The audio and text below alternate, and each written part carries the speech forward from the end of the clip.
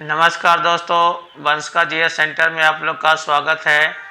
आज modern history का पूर्ण क्वेश्चन है, तो चलिए आज का क्वेश्चन देखते हैं। आज का पहला क्वेश्चन है, असम में 1857 के विद्रोह का नेता कौन थे? और इसका ऑप्शन है ए दीवान मनीराम दत्त, बी कंडार पेशेवर सिंह, सी पुरंदर सिंह और डी पिलाली बरुआ। तो दोस्तों इसका सही आंसर ए हो जाएगा, दीवान मनीराम दत्त। ए इसका सही आंसर है, दीवान मनीराम दत्त। अगला प्रश्न है, रुहेलखंड में 1857 के विद्रोह का नेता कौन थे? और इसका ऑप्शन है ए खान बहादुर खान, बी शहजादा फिरोज खान, सी राजा बेनी माधव सिंह और डी मोहम्मद हसन खान। तो दोस्तों यहाँ इसका सही आंसर खान बहादुर खान हो जाएगा, ए खान बहादुर खान।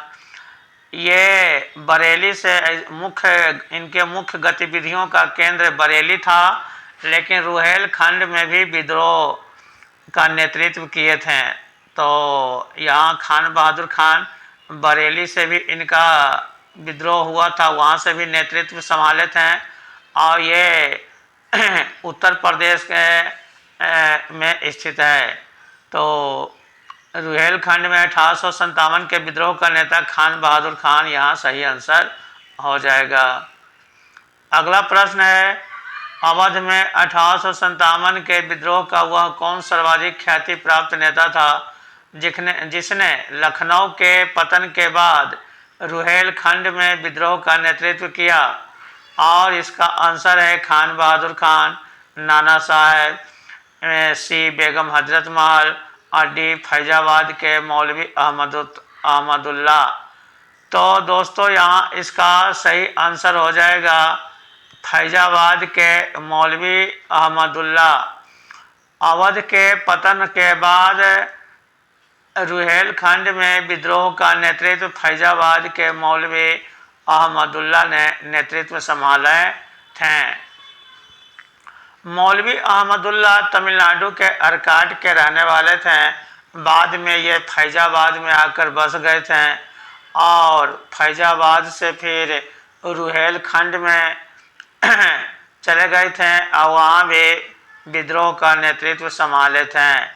तो यहाँ इसका सही आंसर डी हो जाएगा, फैजाबाद के मौलवी अहमदुल्ला। अगला प्रश्न है, 1858 में सम्राज्ञी विक्टोरिया के घोषणा में भारतीय देशी रियासतों के राजाओं के प्रति किस नीति को स्पष्ट किया? और इसका ऑप्शन है, इसने ब्रिटिश शासन एवं भारतीय राजाओं के मध्य हुई संधियों का आदर करने की पुष्टि की, बी इसने ब्रिटिश शासन एवं भारतीय नरेशों के मध्य सामंतियों संबंधों जैसे व्यवस्था को स्थापित किया, सी उपर्युक्त ए और बी दोनों, और डी देशी रियासतों के राजाओं को भारत में ब्रिटिश शासन में भागीदार बनाने का वायदा किया। तो दोस्तों यहाँ इसका सही आंसर सी हो जाएगा, उपर्युक्त ए और बी दोनों। तो 1858 में विक्टोरिया उस समय इंग्लैंड के महारानी थे, जिसने अपना एक घोषणा पत्र जारी किए थे और इस घोषणा पत्र में भारतीय राजाओं और ब्रिटिश शासन के मध्य जो संधि हुई थी उसका आदर करने की पुष्टि की थी और ब्रिटिश शासन और भारतीय नरेशों के मध्य सामंती संबंधों को स्थापित, इस व्यवस्था को स्थापित करना, ये दोनों प्रावधान शामिल था। तो यह यहाँ इसका सही आंसर सी हो जाएगा। अगला प्रश्न है, रानी लक्ष्मीबाई ने किसके सहायता से ग्वालियर पर अधिकार किया? रानी लक्ष्मीबाई झांसी से चलकर ग्वालियर पहुंचे थे। तो प्रश्न है कि रानी लक्ष्मीबाई ने किसकी सहायता से ग्वालियर पर अधिकार किए थे? और इसका ऑप्शन है राव साहब, नाना साहब के भाई, बी तात्या टोपे, सी उपर्युक्त ए और बी दोनों और डी नाना साहब। तो दोस्तों यहाँ इसका सही आंसर सी हो जाएगा। उपर्युक्त ए और बी दोनों राव साहब और तात्या टोपे की सहायता से लक्ष्मीबाई ग्वालियर पर अधिकार करने में सफल हुई थे। रानी लक्ष्मीबाई झांसी से भागकर फिर ग्वालियर आ गए थे। ग्वालियर के राजा अंग्रेजों के साथ मिले हुए थे। वे लक्ष्मीबाई को किसी प्रकार की सहायता नहीं देना चाहते थे, लेकिन ग्वालियर के सेना लक्ष्मीबाई के साथ थे। इसलिए सिंधिया, ग्वालियर के राजा सिंधिया भागकर अंग्रेजों के पास चला जाता है और सेना लक्ष्मीबाई के साथ मिल जाती है। तो यहाँ इसका सही आंसर सी हो जाएगा। अगला प्रश्न है, निम्नलिखित में से कौन सा विद्रोह रामोसी विद्रोह के नाम से प्रसिद्ध है? और इसका ऑप्शन है ए 1827-28 में उमा जी नायक के नेतृत्व में ब्रिटिश शासन के विरुद्ध किसानों और आदिवासियों का विद्रोह, 1831 में मैसूर के राजा और जमींदारों के विरुद्ध रैयतों का विद्रोह, सी है ब्रिटिश शासन के विरुद्ध ओखा के बघेरों का युद्ध, और डी 1778 में अवध में कर्नल के उत्पीड़नकारी शासन के विरुद्ध किसानों एवं जमींदारों का विद्रोह। तो दोस्तों यहाँ इसका सही आंसर ए हो जाएगा। ए उमा जी के नेतृत्व में ब्रिटिश शासन के विरुद्ध किसानों और आदिवासियों का विद्रोह, यहाँ इसका सही आंसर होगा रामोसी विद्रोह का।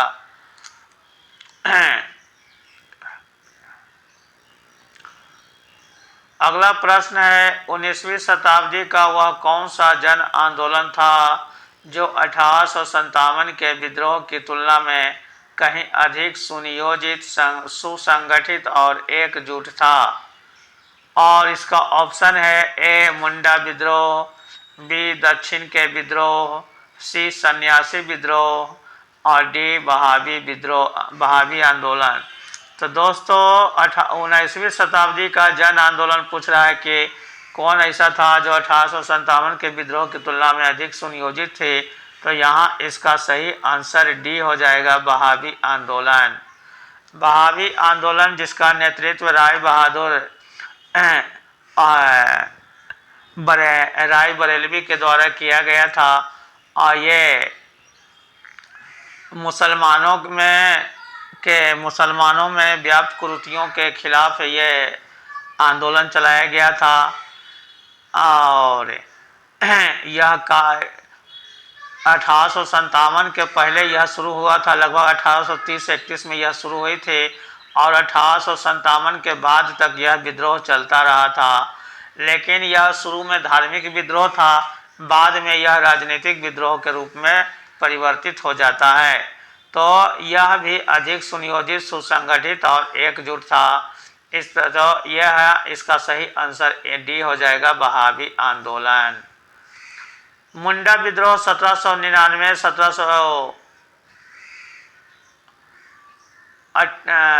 1895 में ये हुई थी।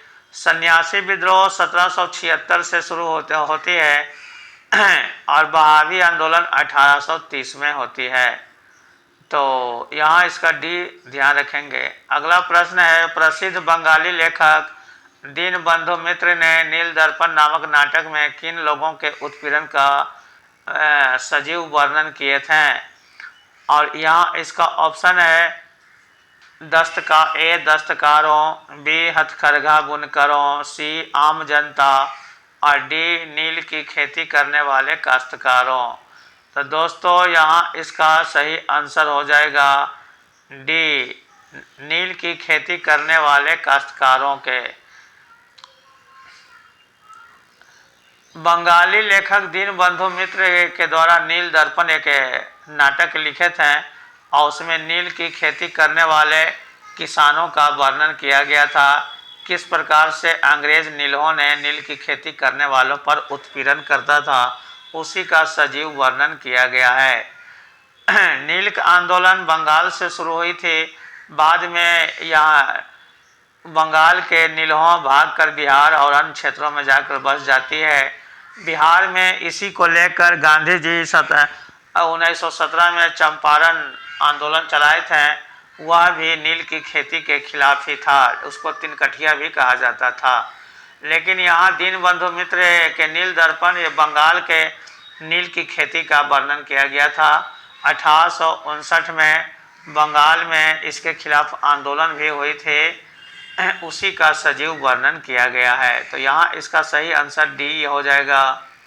अगला प्रश्न है कि जनजातीय विद्रोह को उलगुलन नाम दिया गया है। उलगुलन, किस जनजातीय विद्रोह को उलगुलन नाम दिया गया है? और इसका ऑप्शन है ए काछा नागा, बी रंपा, सी मुंडा और डी संथाल।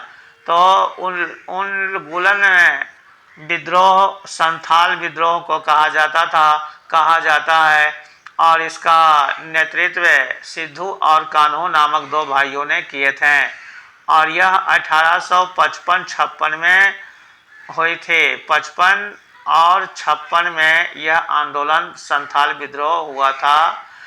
जो दामन एक कोह नामक, वैसे जो भागलपुर से राजमहल के क्षेत्र के बीच जिसको दामन एक कोह कहा जाता था, वहीं पर यह विद्रोह हुआ था 1855-56 में। इसे उलगुलन का विद्रोह भी कहा जाता है और इसका नेतृत्व सिद्धू एवं कान्हू ने किए थे। फकीर विद्रोह के मुख्य नेता कौन कौन थे? और इसका ऑप्शन है ए मजनूम शाह, बी चिराग अली शाह, सी ए और बी दोनों और डी करम शाह। तो दोस्तों यहाँ फकीर विद्रोह के नेता मजनूम शाह भी थे और चिराग अली शाह भी थे। इस तरह से इसका सही आंसर सी हो जाएगा, ए और बी दोनों। और फकीर विद्रोह या सन्यासी विद्रोह 1770 में शुरू हुई थी और यह 1819-20 तक लगभग चलती है। बहुत लंबा विद्रोह और अंग्रेजों के विरुद्ध पहला विद्रोह फकीर विद्रोह ही था। करम शाह पागलपंथी विद्रोह का नेतृत्व किए थे। करम शाह पागलपंथी विद्रोह भी ध्यान रखिएगा। अब फकीर विद्रोह का नेतृत्व मजनूम शाह और चिराग अली शाह के द्वारा किया गया था। अगला प्रश्न है फकीर विद्रोह को किन दो हिंदू नेताओं ने समर्थन किए थे? और इसका ऑप्शन ए है भवानी पाठक, बी देवी चौधरानी, सी ए और बी दोनों और डी उपर्युक्त कोई नहीं।